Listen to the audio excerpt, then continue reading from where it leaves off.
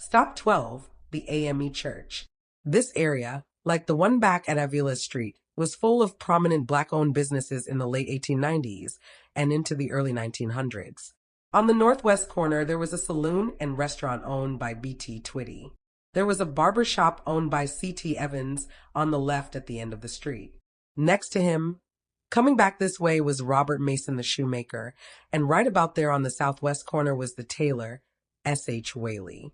At the end of the street on Spanish was Mrs. Emma Coffey, a teacher at Public School Number 2, established in 1884 for black children.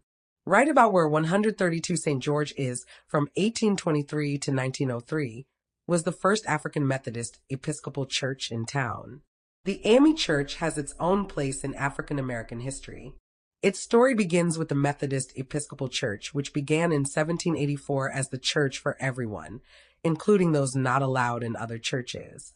Enslaved people, freed people, single women, and everyone else not Baptist or Catholic were treated equally within the walls of the church.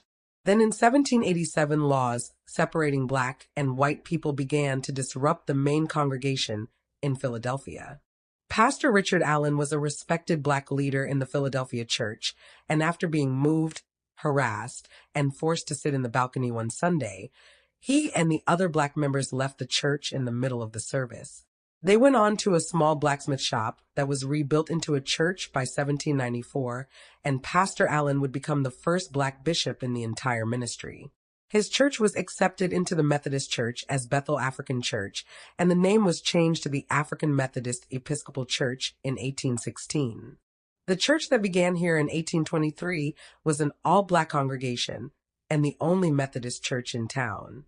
In 1881, when white Methodists came to town, they had to share the church with the black congregation until their church, Grace Methodist, was completed.